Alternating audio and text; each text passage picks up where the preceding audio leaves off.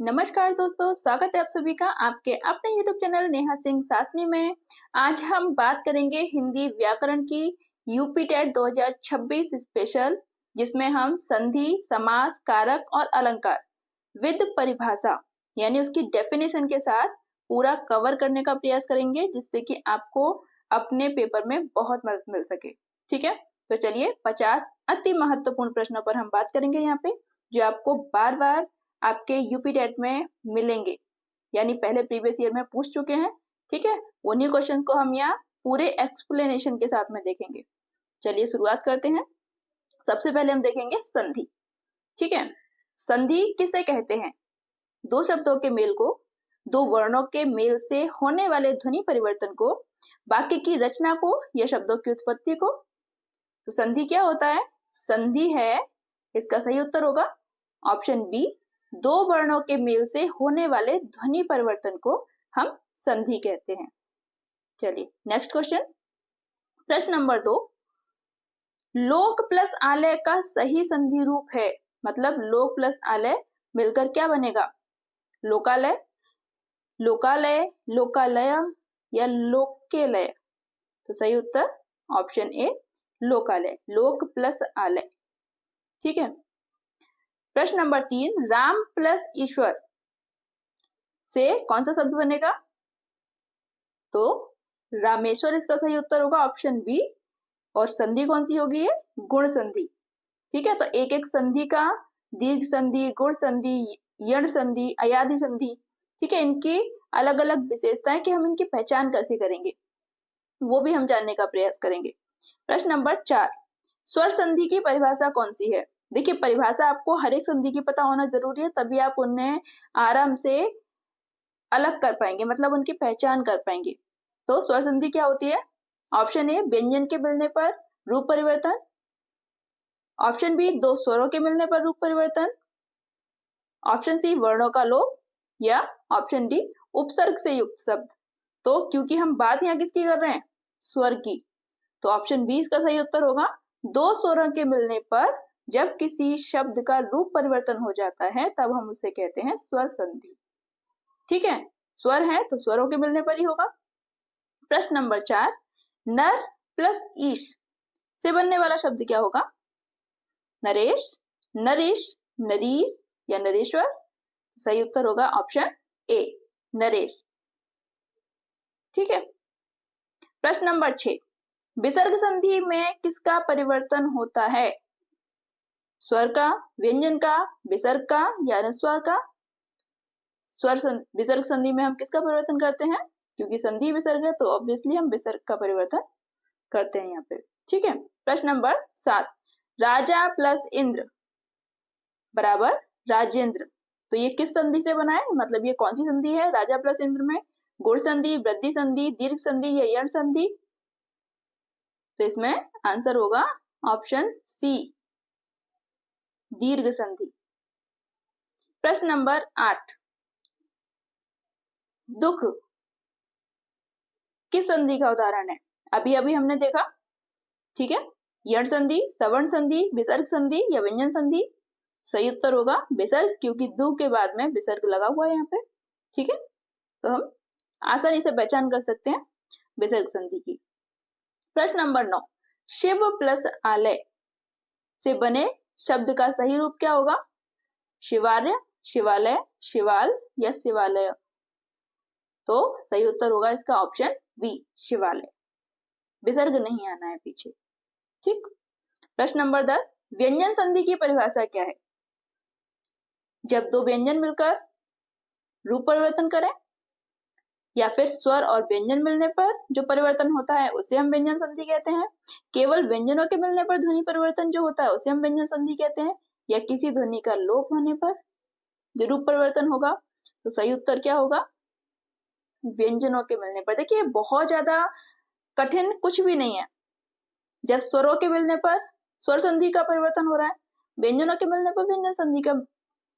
ठीक है, अब इसमें कुछ अंदर जो चीजें रह जाती हैं वो हमें थोड़ी सी समझने की जरूरत है। आप बहुत आराम से संधि, समास, कारक बहुत इजीली समझ लेंगे और इनसे प्रश्न आपको मिलेंगे ही मिलेंगे। प्रश्न नंबर 11, सत प्लस चित का संधि रूप क्या होगा? सचित, सचित, सचित या सचित? तो सही उत्तर होगा ऑप्शन ए, सचित।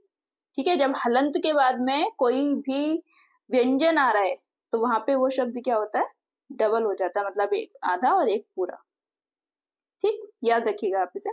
प्रश्न नंबर 12, संधि का मुख्य उद्देश्य है शब्दों को जोड़ना, उच्चारण में सरलता लाना, भाषा को अलंकृत करना या वाक्य को लंबा करना। तो इसका सही उत्तर क्या होगा? संधि क्या होती है? ऑप्शन बी इसका सही उत्तर होगा, उच्चारण में सरलता लाना। संधि का मेन देखेंगे समास। तो सबसे पहले समास की परिभाषा कि समास होता क्या है।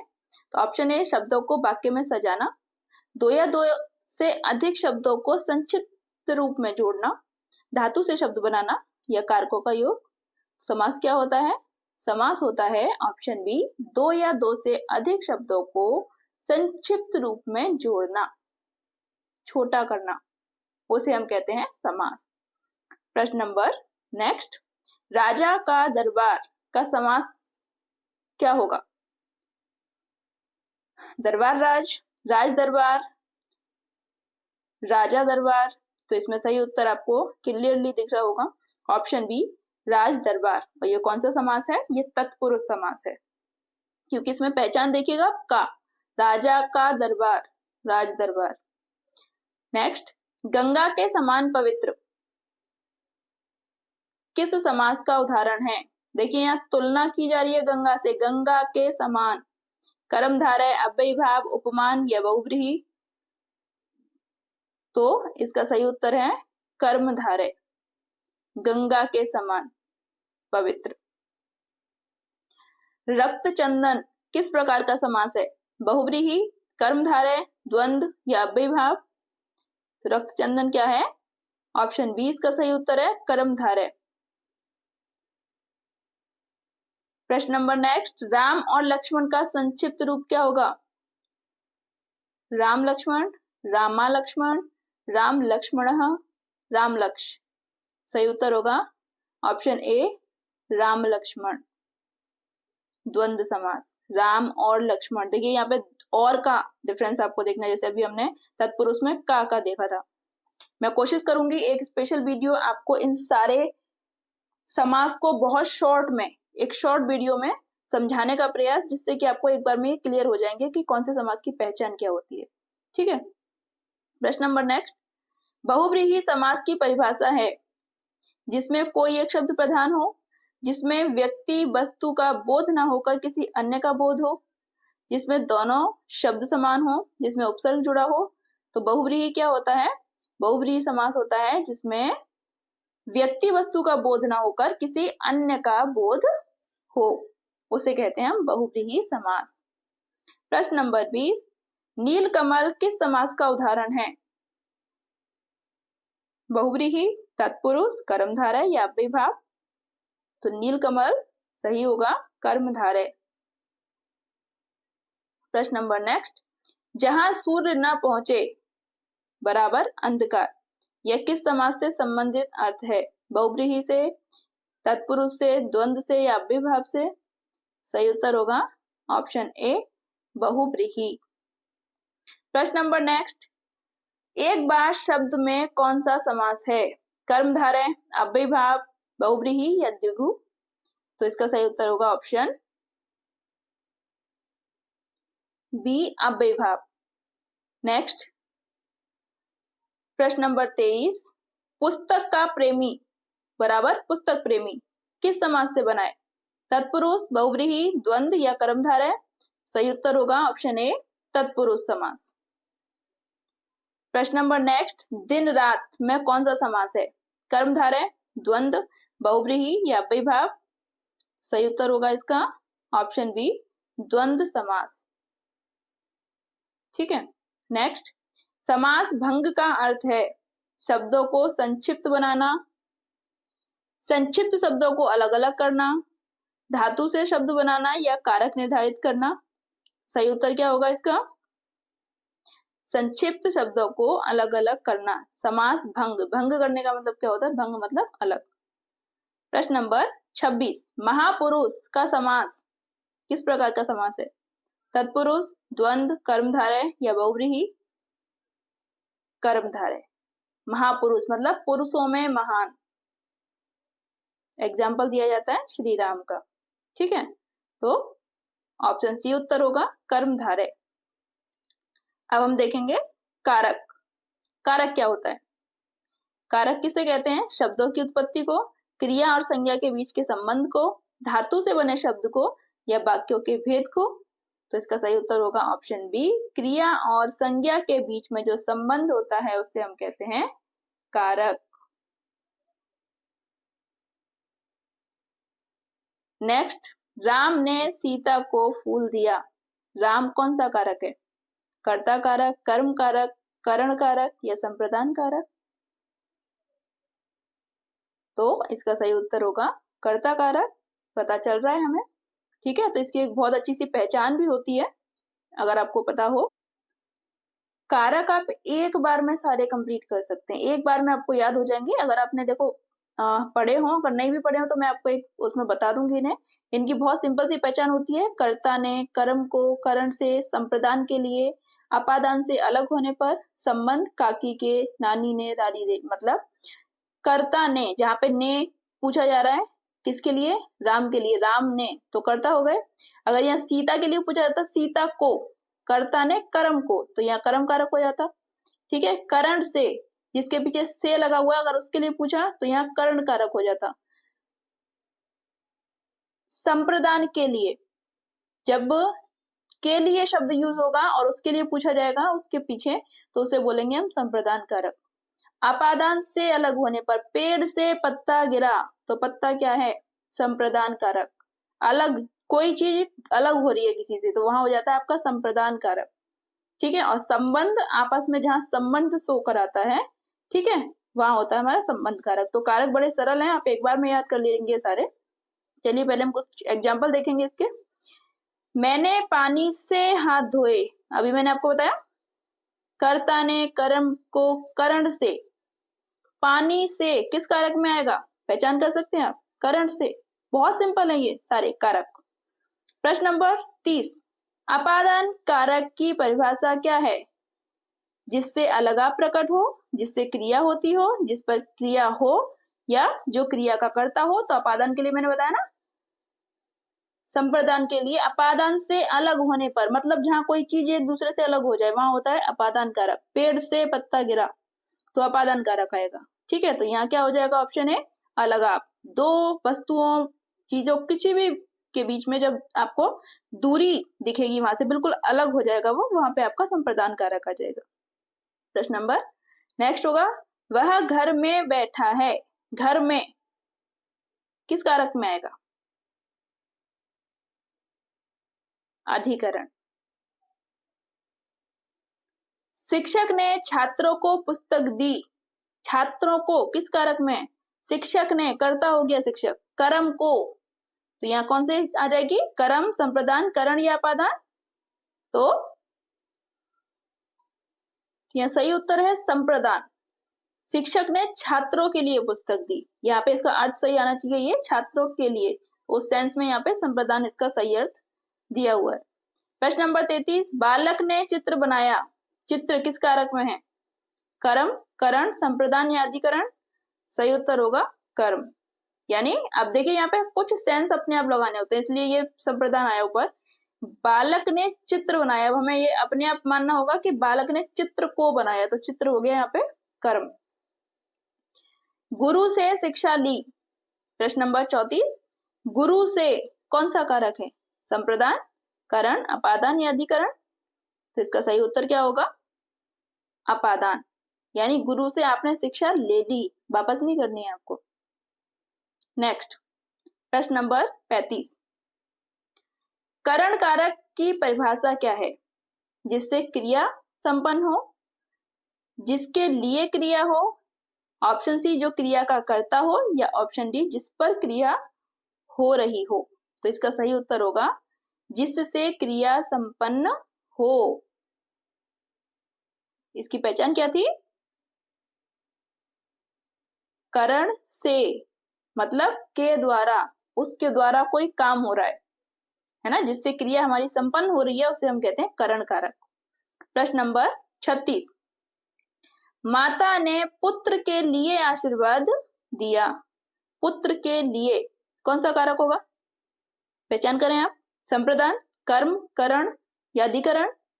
तो सही आंसर होगा संप्रदान के लिए। पहचान कराई थी आपको, संप्रदान की पहचान होती है के लिए। ठीक है। प्रश्न नंबर 37, कृषक खेत में हल चला रहा है। खेत में किस कारक में होगा, अधिकरण, करण, कर्म या अपादान। इसका सही आंसर होगा अधिकरण। ठीक है। प्रश्न नंबर 38, बालक ने लकड़ी से खेला। अब लकड़ी से किस कारक में आएगा, कर्म, करण, संप्रदान या अधिकरण। पहचान कर पाए होंगे आप। ऑप्शन बी, कर्ता ने कर्म को करण से, मतलब लकड़ी के द्वारा ही तो वो खेल पाया, उसका काम किससे हुआ, लकड़ी से। तो यहाँ पे सही उत्तर हो गया करण कारक, और से जो मेन पहचान है आपकी। नेक्स्ट, चलिए अब हम यहाँ देखेंगे कुछ अलंकार के प्रश्न। ठीक है। और इसे क्लियर कराने के लिए मैं आपको एक स्पेशल वीडियो इस पे दे दूंगी, जिसमें आपको केवल और केवल इनकी पहचान, कि आप कैसे क्वेश्चन देखते ही तुरंत अलग कर लेंगे कि हाँ ये कारक है, बिना किसी कंफ्यूजन के। ठीक है। चलिए जल्दी जल्दी देखेंगे, थोड़ा वीडियो लंबा हो जाएगा। अलंकार किसे कहते हैं, क्या होता है अलंकार, भाषा की त्रुटि, भाषा को सुशोभित करने वाला तत्व, वर्णों का संयोग या व्याकरण का अंग। तो अलंकार होता है ऑप्शन बी, भाषा को सुशोभित करने वाला तत्व, भाषा की सजावट करने वाला तत्व, उसे हम कहते हैं अलंकार। प्रश्न नंबर 40, उसका चेहरा चांद सा है। यह किस अलंकार का उदाहरण है, चांद से तुलना की जा रही है किसी की, है ना। तो यहाँ क्या होगा, तुलना करना को हम कहते हैं उपमा देना। रूपक अलंकार, उपमा अलंकार, अनुप्रास अलंकार या उत्प्रेक्षा अलंकार। तो बिल्कुल यहाँ उपमा अलंकार होगा। ठीक है। जब हम किसी की तुलना करते हैं किसी चीज से तो वहां उपमा अलंकार होगा। प्रश्न नंबर 41, लोहे का दिल किस अलंकार में आता है, रूपक, उपमा, श्लेष या अनुप्रास अलंकार। तो इसका सही उत्तर होगा ऑप्शन ए, रूपक अलंकार। देखिए रूपक अलंकार क्या होता है, जब किसी का रूप परिवर्तन हो जाए, मतलब वो उसी में मिल जाए बिल्कुल। अब ये होता ना लोहे जैसा दिल, तो हम लोहे से तुलना कर रहे होते, लेकिन यहाँ तो लोहे का ही हो गया, मतलब उसका रूप परिवर्तन ही हो गया, हमने मान लिया कि वो लोहे का है, तो वहां पे उसका रूप परिवर्तन जहां होगा वहां पे हो जाएगा रूपक अलंकार। प्रश्न नंबर 42, मछली जल की रानी है। कौन सा अलंकार है इसमें, रूपक अलंकार, यमक अलंकार, उपमेय अलंकार या उत्प्रेक्षा अलंकार। सही आंसर होगा रूपक अलंकार। प्रश्न नंबर 43, पवन बोले पानी गाए। कौन सा अलंकार है, मानवीकरण, अनुप्रास, यमक या रूपक। सही उत्तर क्या होगा, मानवीकरण। मन मयूर नाच उठा किस अलंकार से जुड़ा है, रूपक से, उपमा से, उत्प्रेक्षा से या अनुप्रास से। तो इसका सही उत्तर होगा उत्प्रेक्षा अलंकार।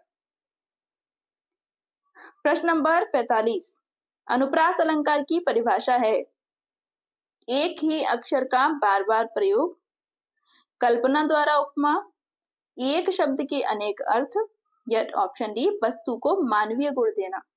तो इसका जो सही उत्तर होगा वो होगा एक ही अक्षर का जब बार बार प्रयोग होता है तब हम उसे कहते हैं अनुप्रास अलंकार। इसकी पहचान यही होती है। प्रश्न नंबर 46, सरस सरिता सरस सरोवर। अब इसमें कौन सा अलंकार होगा, अनुप्रास, रूपक, यमक या उत्प्रेक्षा। तो सही उत्तर होगा इसका अनुप्रास। अभी हमने पढ़ा ना, एक ही अक्षर का बार बार, शब्द का नहीं अक्षर का, ध्यान रखेंगे अक्षर का। जब अब देखिए इसमें सा कितनी बार रिपीट हुआ, 1 2 3 4 5 6, तो जब बार बार एक ही अक्षर रिपीट हो रहा है वहां होता है आपका अनुप्रास अलंकार। शब्द जब रिपीट होगा तो चेंज हो जाएगा अलंकार, ध्यान रखिएगा। ठीक है। प्रश्न नंबर 47, कमल नयन किस अलंकार का द्योतक है, यमक, रूपक, उपमा या श्लेष? सही उत्तर क्या होगा? रूपक अलंकार। देखिए यहाँ पे कमल जैसे नयन नहीं बोला जा रहा, कमल नयन मतलब नयनों को ही मान लिया कमल। यहाँ भगवान विष्णु का एग्जाम्पल दिया जाता है कमल नयन, है ना?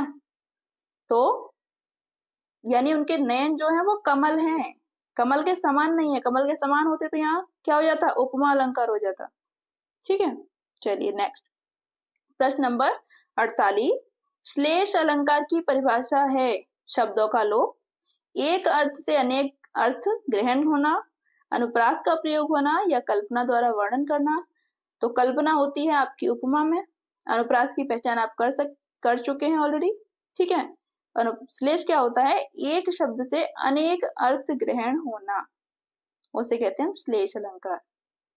प्रश्न नंबर 49। सागर की लहरें हंसने लगी, यह कौन सा अलंकार है? मानवीकरण, उत्प्रेक्षा, रूपक या यमक? जिसका सही उत्तर होगा मानवीकरण। देखिए मानवीकरण इसमें 2 से 3 बार आ चुका है, लेकिन मानवीकरण आपको पेपर में शायद बहुत कम मिले देखने। आपको सबसे ज्यादा जो मिल सकते हैं वो मिलेगा आपको यमक, रूपक और अनुप्रास। ठीक है, आप इसके कुछ एग्जाम्पल्स याद करके रखिएगा जो आपको पेपर में मिलेंगे। ठीक है, मैं एक और स्पेशल वीडियो इसकी पहचान पे आपके लिए बनाऊंगी, जिससे कि आपको प्रॉपर तरीके से एक बार में पहचान हो जाए और आप दूर से ही देख के क्वेश्चन लगा दे कि हाँ इसमें ये है, आपका कंफ्यूजन ना हो। ठीक, प्रश्न नंबर 50। मुक्ता माल का प्रयोग जब मोती और हार दोनों अर्थ दे, किस अलंकार का उदाहरण होगा? अनुप्रास, श्लेष, रूपक या यमक? अभी अभी हमने पढ़ा था, सही उत्तर क्या होगा? श्लेष। मतलब जब कोई एक ही शब्द 2 अलग अलग अर्थ दे रहा है तो उसका क्या होगा? श्लेष अलंकार होगा। ठीक है, मुक्ता माल का प्रयोग हुआ है, मोती और हार दोनों का अर्थ यहाँ पे दे रहा है, तो वहां श्लेष अलंकार होगा। ठीक है, तो दोस्तों आज की इस वीडियो में 50 क्वेश्चन ही। ठीक है, ये एक सारे क्वेश्चन आपके लिए इंपोर्टेंट है जो आपको मिलेंगे, चाहे संधि के हों, समास के हों, कारक के हों या अलंकार के हों। ठीक है, इससे संबंधित इनकी पहचान के लिए मैं आपके लिए एक स्पेशल वीडियो जरूर बनाऊंगी, जिससे कि आप एक बार में क्लियर कर लें कि आपको किस तरीके से क्वेश्चंस को पहचानना है और लगाना है। ठीक है, आपका कंफ्यूजन दूर करने के लिए एक स्पेशल वीडियो जरूर इस पर बनाऊंगी। तब तक के लिए आप इस वीडियो को 2 से 4 बार जरूर देखिएगा, क्योंकि आपको क्वेश्चंस इसमें से डेफिनेटली मिलेंगे। ठीक, चलिए मिलते हैं नेक्स्ट वीडियो में। ये वीडियो आपके लिए हेल्पफुल रहे। ठीक है, चलिए तो नए वीडियो में नए कुछ क्वेश्चंस के साथ, ठीक है, और आपकी नई जानकारी के साथ। तब तक के लिए ऑल द बेस्ट, आप तैयारी करते रहें। नमस्कार।